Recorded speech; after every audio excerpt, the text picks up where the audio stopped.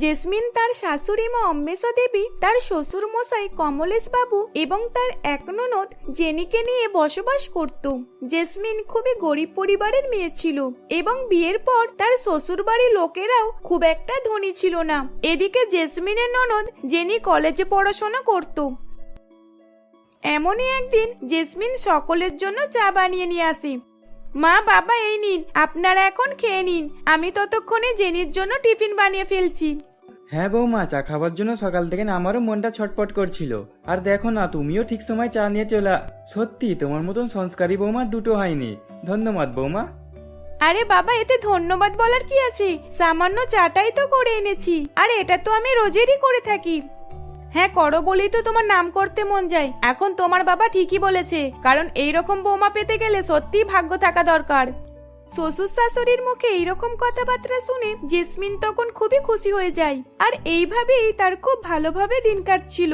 জেসমিনের শ্বশুর বাড়ি খুবই ছোট ছিল, কিন্তু তাতেও তারা সকলে সুখে শান্তিতে বসবাস করত। এরপর কমলেশ বাবু নিজের কাজে বেরিয়ে পড়ে। এদিকে জেসমিন আর তার শাশুড়ি মাও সংসারের কাজে ব্যস্ত হয়ে পড়ে এবং জেনি খাওয়া দাওয়া সেরে কলেজে চলে যায়। জেনি কলেজে গিয়ে রাহুল নামের এক ছেলের সঙ্গে দেখা হয় এবং রাহুল জেনিকে দেখে মনে মনে ভাবে, সত্যি কি সুন্দর দেখতে মেয়েটাকে। এরকম সুন্দর দেখতে মেয়ে আমি আগে কোনোদিনই দেখিনি। এখন মেয়েটা যদি একটিবারের জন্য চান্স দেয়, তাহলে আমি ওর সঙ্গে বন্ধুত্ব করে নেব, আর শেষে প্রেম। রাহুল তখন জেনির দিকে একভাবে তাকিয়েছিল। রাহুলকে দেখে জেনি তার কাছে গিয়ে বলে, এই, আপনি এভাবে আমার দিকে তাকিয়ে আছেন কেন? আপনি কি আগে কোনোদিন মেয়ে দেখেননি নাকি? না মানে আসলে আমি, আচ্ছা ছাড়ুন না সব কথা। আপনি কি কাউকে খুঁজছেন? হ্যাঁ, আসলে আমি আমার বান্ধবীটাকে দেখতে পাচ্ছি না। ও এইদিকেই এসেছিল, তাই আমি ওকেই খুঁজছি। আপনি কি বলতে পারবেন আমার বান্ধবী সীমা কোন দিকে গেছে? ওটা তো আমি ঠিক বলতে পারবো না, কিন্তু আমার যতটা মনে হচ্ছে এই দিকেই গেছে। রাহুলের কথা মতো জেনি ওদিকেই যেতে থাকে। এদিকে রাহুল কিছু না বলে চুপচাপ জেনির পিছন পিছন যেতে থাকে। কিছুক্ষণ পর জেনি পিছন ঘুরে দেখে যে রাহুল তার পিছনে। সেই দেখে জেনি বলে, কি ব্যাপার, আপনি আমার পিছন পিছন কেন করছেন? কিছু বলার আছে নাকি? না না, কিছু বলার নেই। আসলে আমারও এইদিকে একটু দরকার ছিল। ও সরি, আমি তো বুঝতেই পারিনি। আচ্ছা ঠিক আছে। এই বলে জেনি সেখান থেকে চলে যায়। ক্লাস শেষ হবার পর যখন সে বাইরে আসছিল, তখন আবারও জেনি রাহুলের সঙ্গে ধাক্কা খায়। তখন রাহুল জেনিকে বলে, আপনার সঙ্গে আবার আমার দেখা হয়ে গেল। বলছি, আপনার নামটা কি একটু জানতে পারি? আমার নাম জেনি, আর আপনার নামটা কি? আমার নাম রাহুল। আচ্ছা, আমরা কি দুজন দুজনের বন্ধু হতে পারি? হ্যাঁ নিশ্চয়। আচ্ছা, এবার আমি চলি, আমাকে বাড়ি ফিরতে হবে, না হলে যেতে যেতে অনেকটা লেট হয়ে যাবে। এই বলে জেনি সেখান থেকে চলে যায়। সেদিনের পর থেকেই জেনি আর রাহুলের মধ্যে বন্ধুত্ব গড়ে ওঠে। কলেজে এসে রাহুল আর জেনি দুইজনই একসঙ্গে কফি খেতে যেত। ক্লাস শেষ হয়ে যাবার পর দুইজনে একসঙ্গে ঘুরতে যেত। এই রকম ভাবেই তারা একে অপরকে পছন্দ করতে লাগলো। একদিন রাহুল জেনিকে তার মনের কথাটা বলে দেয়। জেনি, আমি তোমাকে অনেক পছন্দ করি। আমি তোমাকে বিয়ে করতে চাই। রাহুল, আমিও তোমাকে ভীষণ পছন্দ করি, কিন্তু আমার আর তোমার মধ্যে অনেক পার্থক্য। আমরা অনেক গরিব আর তোমরা অনেক ধনী। তোমার মা বাবা হয়তো আমার মতো গরিব পরিবারের মেয়েকে মেনে নেবে না। জেনি, ছাড়ো এসব কথা। এখন আর কেউ এসব কথা ভাববে না। আমি তোমাকেই বিয়ে করব। আমি তোমাকে ছাড়া থাকতে পারবো না। দয়া করে তুমি একবার হ্যাঁ বলে দাও। রাহুল জেনিকে যেমন হোক করে মানিয়ে নেয়। পরের দিন রাহুল তার মা বাবাকে নিয়ে জেনিদের বাড়িতে দেখাশোনার কথা বলতে যায়। রাহুলের মা অঞ্জলি দেবী বলে, আমার ছেলে আপনার মেয়েকে পছন্দ করেছে, আর আমার ছেলে ওকেই বিয়ে করবে।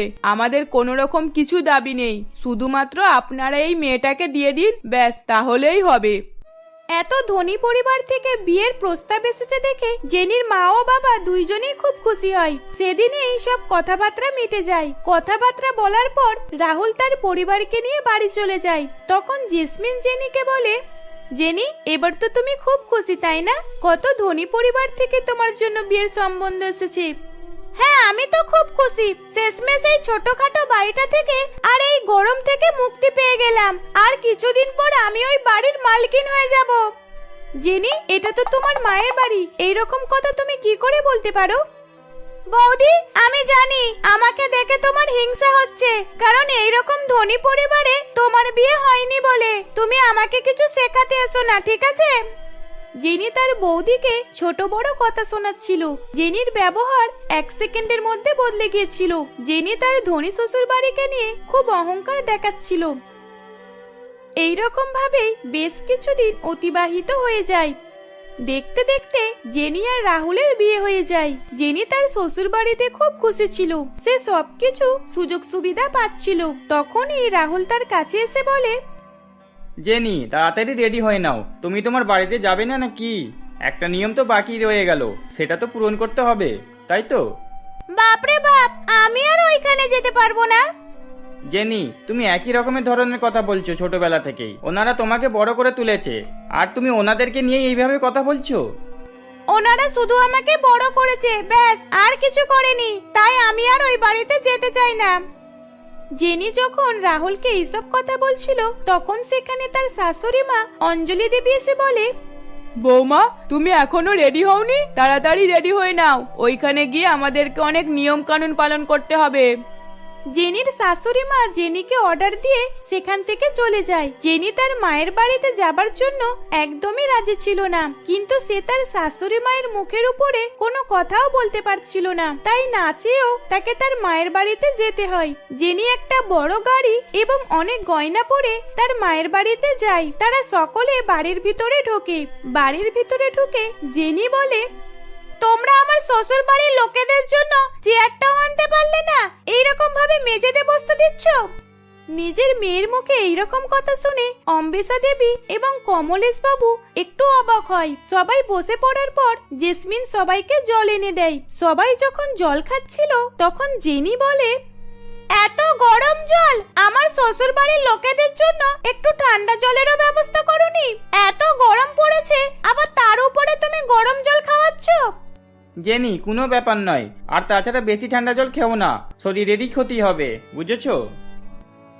কিছুক্ষণ পর খাবার সময় জেসমিন সকলকে খাবার বেড়ে দেয়। সকলে খাবার খাওয়া শুরু করে, কিন্তু জেনি একটুও খাবার মুখে দেয়নি। সেই দেখে জেনির বৌদি জেসমিন জিজ্ঞাসা করে, কি ব্যাপার জেনি, তুমি খাবার খাচ্ছ না কেন? খাবার পছন্দ হয়নি নাকি? কি হয়েছে বলো? বৌদি, তুমি বেশি কথা বলো না। তোমরা তো সকলে জানো আজকে আমার শ্বশুর বাড়ির লোকেরা সব আসবে। এত গরমের মধ্যেও তোমরা একটা পাখার ব্যবস্থা করতে পারোনি নাকি? এত গরমের মধ্যে খাবার কি করে খাবো? আমার শ্বশুর বাড়ির লোকেদের এত গরমের মধ্যে খাবার খেতে কষ্ট হচ্ছে। জেনি, কিছুদিন আগে তুমিও এই বাড়ির মেয়ে ছিলে। তোমার শ্বশুর বাড়ির লোকেরা এখানে খুশিতেই রয়েছে, কিন্তু তোমার কি প্রবলেম হচ্ছে বলো তো? আমি তো এখানে আসতেই চাইছিলাম না, জোর করে নিয়ে এসেছে আমাকে। বৌদি, তুমি কি জানো আমার শ্বশুর বাড়িতে এক একটা রুমে এক একটা এসি লাগানো রয়েছে, রান্নাঘরে বড় বড় ফ্রিজ রয়েছে, ওয়াশিং মেশিন রয়েছে, আর আমার মায়ের বাড়ি এখানে কিছুই নেই। এটাকে আমার মায়ের বাড়ি বলতে গেলেও খারাপ লাগে। বাপরে বাপ, এখানে আবার কত মশা। রাহুল, চলো এখান থেকে, আমি আর এখানে থাকতে পারছি না। জেনি তার শ্বশুর বাড়ির লোকেদেরকে নিয়ে বাড়ি ফিরে আসে। এইরকম ভাবেই বেশ কিছু মাস কেটে যায়। জেনি তার মায়ের বাড়ির লোকেদের সঙ্গে একবারের জন্য কথা বলতো না। তারা কেমন আছে, কি করছে, একবারের জন্য খোঁজ নিত না। একদিন অনেক বড় একটা বিপদ হয়ে যায়। রাহুলের নিজস্ব একটা ফ্যাক্টরি ছিল, সেই ফ্যাক্টরিতে আগুন লেগে যায়। ভিতরে থাকা সব জিনিসপত্র পুড়ে ছারখার হয়ে যায়। মা, বাবা, আমি তো কিছুই বুঝতে পারছি না। এখন আমরা কি করব? কোথায় যাব? এই বাড়িটাও তো এখন আমাদের নেই। আমার মনে হয় মায়ের বাড়ি যাওয়া উচিত। আমি জানি আমি যতই ভুল করি না কেন, আমার মা বাবা ঠিক আমাকে ক্ষমা করে দেবে। এই বলে জেনি তার শ্বশুর বাড়ির লোকেদেরকে নিয়ে তার মায়ের বাড়ির উদ্দেশ্যে রওনা দেয়। জেনি হেঁটে হেঁটে তার মায়ের বাড়িতে আসে। এসে কাঁদতে কাঁদতে সে বলে, মা, বাবা, বৌদি, তোমরা আমাকে ক্ষমা করে দাও। আমি তোমাদেরকে অনেক ছোট বড় কথা শুনিয়েছি, তোমাদেরকে অনেক অপমান করেছি। সত্যি আমি অনেক অহংকার করে ফেলেছিলাম, তাই আজ আমার এইরকম অবস্থা। দয়া করে আমাকে ক্ষমা করে দাও। জেনি তখন তার নিজের ভুলটা বুঝতে পারে। তারপর পরিবারকে সে সব ঘটনা খুলে বলে। জুলির কথাবার্তা শুনে এবং তার চোখে জল দেখে তার মা বাবা এবং তার বৌদি তাকে ক্ষমা করে দেয়। সেদিন থেকে সে আর কোনো রকমই অহংকার করতো না। এইভাবেই তারা সকলে হাসি খুশিতে দিন কাটাতে লাগলো। উফ, এই বৌমাটাকে নিয়ে আমি আর পারি না। এই যে বৌমা, গোবরটাকে নিয়ে এইভাবে না মাখিয়ে নিজের মুখে একটু লাগিয়ে নাও, দেখবে তুমি ফর্সা হয়ে যাবে। এই বলে অঞ্জলি দেবী রাগের সঙ্গে তার বৌমাকে এই কথা বলে বাড়ির ভিতরে চলে আসে। আর এদিকে তার বৌমা কবিতা, যে ছিল গ্রামের এক মূর্খ মেয়ে, আর তাকে দেখতেও ছিল অনেক কালো। কবিতা তার শাশুড়ি মায়ের মুখে এই কথা শুনে বলে, সত্যি নাকি? তাহলে কি গোবর মাখলে সত্যি ফর্সা হয়ে যায়? আমি দেখেছি অনেক ধনী লোকেরা সব মুখে কি যেন মেখে চোখ বন্ধ করে রেস্ট করে আর তারপরে ফর্সা হয়ে যায়। তাহলে আমিও এই গোবরের ফেস প্যাক লাগিয়ে দেখি, তাহলে আমিও সত্যি সত্যি ফর্সা হয়ে যাব। আমিও যদি সত্যি সত্যি ফর্সা হয়ে যাই, আমি জানি মা কি আমাকে মিথ্যা কথা বলবে। মা নিশ্চয়ই ঠিক কথা বলেছে। এই বলে কবিতা তার নিজের মুখেতে গোবরের ফেস প্যাক লাগিয়ে নেয়। আসলে কবিতা তার মা বাবার সঙ্গে ছোট্ট এক গ্রামে বসবাস করে। গ্রামের কোনো মানুষ কবিতাকে পছন্দ করত না, কারণ কবিতার গায়ের রং ছিল খুবই কালো, আর তার উপর সে ছিল মূর্খ বোকা। তাকে নিয়ে সব সময় সকলে হাসি ঠাট্টা করত। সকলে কবিতার মজা নিয়ে চলে যেত, আর কবিতা তাদেরকে তো কোনো কিছুই বলতে পারতো না। একদিন কবিতার মা বাবা কবিতার বিয়ের জন্য পাত্র দেখে, আর বিয়ের দিনও হয়ে যায়। আর কিছু সপ্তাহ পর কবিতার বিয়ের দিন চলে আসে। কবিতা যখন মণ্ডপে এসে বসে, তখন তার হবু বর তাকে দেখে অনেক খুশি হয়। বাহ, সত্যি তো মেয়েটা তো খুবই সুন্দর। সকলে বলতো কালো, কিন্তু কই কালো তো দেখাই যাচ্ছে না। আর তাছাড়া মেয়েটাকে মেকআপ করে কত সুন্দর লাগছে। আমি খুব ভালো সুন্দর মেয়েটাকে পছন্দ করেছি। এইভাবেই কবিতার পাশে বসে থাকা কবিতার হবু বর তার দিকে তাকিয়ে এইসব কথা ভাবনা চিন্তা করছিল। তখনই কবিতা তার হবু বরকে প্রণাম করতে যায়, আর তারপর তার হাতে অনেক কাঁচের চড়ি থাকার কারণে তন্ময়ের পা কেটে যায়। আর তখন তন্ময় অনেক রাগের সঙ্গে কবিতাকে বকাবকি করতে থাকে। এই, তুই আমার পা কেটে দিলি? এ বাবা, দেখো কত রক্ত বার হচ্ছে। দূর, বিয়ের দিনে আবার এসব ভালো লাগে নাকি? কিন্তু তুই আমার খুশিটা নষ্ট করে দিলি। তন্ময়ের মুখে এই কথা শুনে কবিতা কান্নাকাটি শুরু করে, আর কবিতার চোখ দিয়ে অঝরে জল পড়তে থাকে। তখনই কবিতার অত দামি মেকআপ নষ্ট হয়ে যায়, আর সেই সাথে কবিতার আসল রূপ তন্ময়ের সামনে চলে আসে। তখন তন্ময় চমকে ওঠে। এ বাবা, তুমি আবার কে? এই তো দেখলাম তুমি কত সুন্দর আর কত ফর্সা হয়েছিলে। ও আচ্ছা আচ্ছা, আমি বুঝতে পেরেছি। এইসব কিছু তোমার মেকআপের কামাল, তাই তো? দেখো, তোমার মতন কালো মেয়েকে আমি কোনোভাবে বিয়ে করতে পারবো না। আমি তো ভেবেছিলাম তুমি অনেক ফর্সা এবং সুন্দর। এই বলে তন্ময় বরযাত্রী সহ কবিতাকে বিয়ে না করে সেখান থেকে চলে যায়। আর এই ঘটনা দেখে কবিতার মা বাবা কবিতা সকলেই অনেক কান্নাকাটি করতে থাকে। ঠিক তখনই সেখানে কার্তিক আসে। আপনারা চিন্তা করবেন না কাকিমা, আমি কবিতাকে পছন্দ করি আর আমি ওকে বিয়েও করতে চাই। এই আজকেই আমি কবিতাকে বিয়ে করব। এই বলে কার্তিক ওই মণ্ডপে কবিতাকে বিয়ে করে ফেলে। আসলে কার্তিকের বাড়ি ছিল পাশের গ্রামে। কার্তিক সে নিজের মনের কথা কবিতাকে কখনই বলেনি, কিন্তু আজ কবিতার সঙ্গে এইরকম অন্যায় হতে দেখে সে নিজেই কবিতাকে বিয়ে করার জন্য মণ্ডপে বসে পড়েছিল। এইভাবে কবিতাকে বিয়ে করে ফেলে। এইসব দেখে কবিতা এবং তার পরিবার অনেক খুশি হয়, আর তারপর কার্তিক কবিতাকে বিয়ে করে নিজের বাড়িতে নিয়ে চলে আসে। এ কি, তুই এটা কাকে নিয়ে এসেছিস? এটা তো সেই মেয়েটা, যেই মেয়েটা একেবারে মূর্খ বোকা, তার উপর আবার কালো। একে তো কেউ বিয়ে করতে চায় না, কেউ পছন্দও করে না। আর তুই বিয়ে করে নিয়ে চলে আসলি?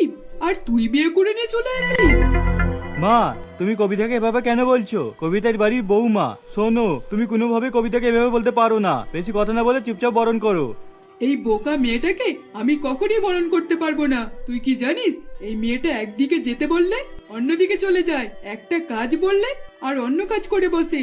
এই মূর্খ মেয়েটাকে নিয়ে আমি কিভাবে থাকবো? তুই তো সবসময় কাজে থাকবি, কিন্তু এই মূর্খ বোকা মেয়েটাকে নিয়ে তো আমাকেই থাকতে হবে, তাই না? মা, আপনি ওইরকম ভাবে কেন বলছেন? আমি কেন আপনার সঙ্গে থাকতে যাব? আমি তো আমার নিজের রুমে থাকবো, আর আপনি আপনার রুমে বা থাকবেন। এই বলে কবিতা হাসতে থাকে। কবিতার এই কথা শুনে অঞ্জলি দেবী অনেক রেগে যায় এবং এক প্রকার বাধ্য হয়ে অঞ্জলি দেবী কবিতা এবং কার্তিককে বরণ করে বাড়ির ভিতরে তোলে। এইভাবেই কিছুদিন কাটে। সময়ের সাথে সাথে কবিতা পরিবারের সমস্ত কিছু কাজ গুছিয়ে করতে থাকে, কিন্তু প্রতিদিন যে কোনো না যে কোনো ভুল কাজ করেই বসতো। আর এই কারণেই তার শাশুড়ি মা অঞ্জলি দেবী তার উপর সবসময় রেগে থাকতো আর তাকে কথাও শোনাতো। এমনই একদিন, আচ্ছা মা, আপনাদের তো একটা গরু রয়েছে তাই না? বলছি আমি কি ওখান থেকে একটু গোবর নিয়ে আসতে পারি? উফ, এটাতে আবার জিজ্ঞাসা করার কি আছে? তুমি কি জানো না ওটা আমাদের গরু? আর তাছাড়া ওই গোবরগুলো তো ফেলে দেওয়া হয়, তুমি আবার নিয়ে কি করবে? মা, আসলে আমি ভাবছি যে ওই যে বাইরে রান্নাঘর রয়েছে মাটির, ওটাকে আমি একটু মেরামত করব আর মাটির উনুনেই রান্না করব। তোমার কি মাথা খারাপ হয়ে গেছে? কেন আমাদের বাড়িতে গ্যাস ওভেন থাকা সত্ত্বেও তোমাকে কে ওখানে রান্না করতে বলেছে? আর তাছাড়া সময় মতো রান্না না হলে পোকা কিন্তু অনেক রেগে যাবে। আর তুমি তো খুব ভালো করেই জানো ফ্যাক্টরিতে কাজে যাবার সময় ও যায় আর টিফিনটাও নিয়ে যায়। তাহলে এবার তুমি রান্না করতে পারবে তো মাটির উনুনে? হ্যাঁ, আমি নিশ্চয়ই সময় মতো রান্না করে দিতে পারবো। আর তাছাড়া মা, বাড়িতে তো আমি মাটির উনুনে রান্না করতাম। কবিতার এই কথা শুনে অঞ্জলি দেবী তাকে আর কোনো কিছুই না বলে সেখান থেকে চলে যায়। কিন্তু অঞ্জলি দেবী শুধু এটাই দেখতে চাইছিল যে তার বৌমা কতটা ঠিকঠাক কাজ করতে পারে। কিন্তু পরের দিন যখন সময় মতো খাবার বানিয়ে দিতে পারছিল না, তখন কার্তিক আর অঞ্জলি দেবী ভীষণ পরিমাণে রেগে যায়। বৌমা, তোমাকে তো আমি আগেই বললাম মাটির উনুনে রান্না করতে গেলে অনেক দেরি হবে আর তুমি সময় মতো রান্না করতে পারো না। দেখো খোকা তো রেগে যাচ্ছে, এখনো তোমার রান্না হলো না। যাও তুমি গ্যাস ওভেনে রান্না করে দাও। মা, আসলে দেখুন না, কালকে তো উনুনটাকে ঠিকভাবে মেরামত করলাম, কিন্তু আজকে এখনো পর্যন্ত ভিজে রয়েছে। আর ভিজে হওয়ার কারণে ঠিকভাবে উনুন জ্বলতেও চাইছে না, আর এই কারণে দেরি হয়ে যাচ্ছে। বৌমার মুখে এই কথা শুনে অঞ্জলি দেবী তাকে অনেক রাগারাগি করতে থাকে, কারণ সে খুব ভালো করেই জানতো এইরকমটাই হবে। আর এই কারণেই সে তার বৌমাকে এইসব করতে বারণ করছিল। এইভাবেই দেখতে দেখতে বেশ কিছুদিন কাটে। এমনই একদিন যখন কবিতা গোবর পরিষ্কার করছিল, তখনই সেখানে তার শাশুড়ি মা আসে। বৌমা, তুমি তো কোনো কাজটাই ঠিক করে করতে পারছো না, যা বলছি ঠিক তার উল্টোটাই করে বেড়াচ্ছ। সত্যি তোমার মতো কালো বোকা বৌমাকে যে আমি কি জন্য বাড়িতে ঢোকালাম কে জানে। এই গোবরটা ফেলে দেওয়ার থেকে তুমি বরং একটু মুখে মেখে নাও, দেখবে তুমি ফর্সা হয়ে যাবে। এই বলে অঞ্জলি দেবী রাগেতে সেখান থেকে চলে যায়। তার বৌমা সত্যি বলে মনে করে। তখন কবিতা নিজের মুখে গোবর ফেস প্যাক বানিয়ে মেখে ফেলে আর কবিতা রোদেতে থাকে। কবিতাকে দেখে আশেপাশের প্রতিবেশীরা হাসাহাসি শুরু করে দেয়। একই রে, ওই দেখ দেখ, অঞ্জলি দিদির বৌমাটাকে দেখ, সত্যি একেই বলে মূর্খ, কেমন মুখে গোবর মেখেছে দেখ। হ্যাঁ হ্যাঁ, ঠিকই বলেছো। হ্যাঁ রে হ্যাঁ, তাই তো দেখছি। এইভাবেই পাড়া প্রতিবেশী সকলে মিলে কবিতার মজা নিতে থাকে। আর তারপর কবিতা তাদেরকে বলে, তোমরা এভাবে কেন হাসাহাসি করছো? আসলে এই গোবরের ফেস প্যাকটা মা আমাকে বললো লাগাবার জন্য। আমি নাকি অনেক ফর্সা সুন্দর হয়ে যাব। কবিতার এই কথা শুনে পাড়া প্রতিবেশী সকলে আরো হাসি ঠাট্টা করতে থাকে। এদিকে প্রায় 1 ঘন্টা কেটে যায়। বাড়িতে কবিতা আসছে না দেখে তার শাশুড়ি মা বলে, কি ব্যাপার, এতক্ষণ হয়ে গেল বৌমা এখনো আসলো না কেন? দেখি তো গিয়ে কি করছে মেয়েটা। এই বলে অঞ্জলি দেবী বাইরে বেরিয়ে আসে। আর তারপর বৌমার এরকম কীর্তি দেখে ভীষণ পরিমাণে রেগে যায়।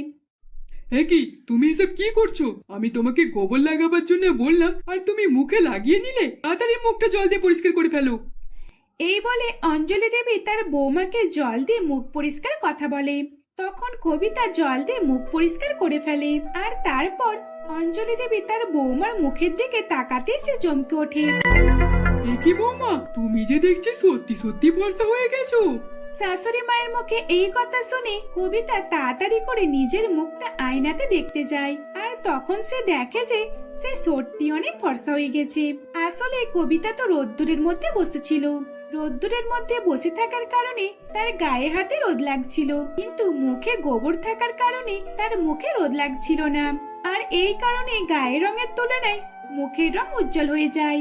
আর তাকে ফর্সা দেখায়। এই খবর যখন পাড়া প্রতিবেশীরা জানতে পারে তখন অঞ্জলি দেবীর কাছে ছুটে আসে, কারণ একমাত্র অঞ্জলি দেবীরই গরু ছিল।